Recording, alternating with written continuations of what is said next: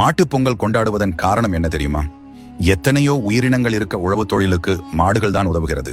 புராணத்தின்படி சிவபெருமான் ஒரு முறை நந்தியிடம், நீ பூலோகத்தில் சென்று அங்குள்ள மனிதர்களை தினமும் எண்ணெய் தேய்த்து குளிக்க வேண்டும், மாதம் ஒரு முறை சாப்பிட வேண்டும் என அறிவிக்கும்படி கட்டளையிட்டார்.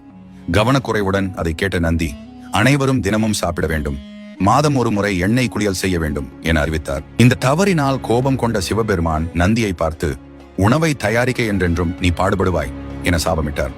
இந்த சாபத்தால் பூமிக்கு வந்த நந்தி மனிதர்களுடன் இணைந்து வயல்களை உழுது மக்களுக்கு அதிக உணவை உற்பத்தி செய்ய உதவி செய்தது. அன்றிலிருந்து மனிதனுக்கு உதவியாயிருந்த மாடுகள் இன்று வரை விவசாயத்தில் பெரும் பங்கு வகிக்கின்றன. வீட்டில் மாடு இல்லாதவர்கள் மாட்டுப் பொங்கல் அன்று சிவன் சந்நிதிக்கு சென்று அங்குள்ள நந்தி பகவானை வழிபடலாம். இந்த ஆண்டு இனிய ஆண்டாக அமைய வேண்டும், கஷ்டங்கள் அனைத்தும் நீங்கி சுபிட்சம் ஏற்பட வேண்டும் என பிரார்த்தனை செய்யலாம். பொங்கலோ பொங்கல், உங்களுக்கு அனைத்து இன்பங்களும் கிடைக்க என் மனமார்ந்த வாழ்த்துக்கள்.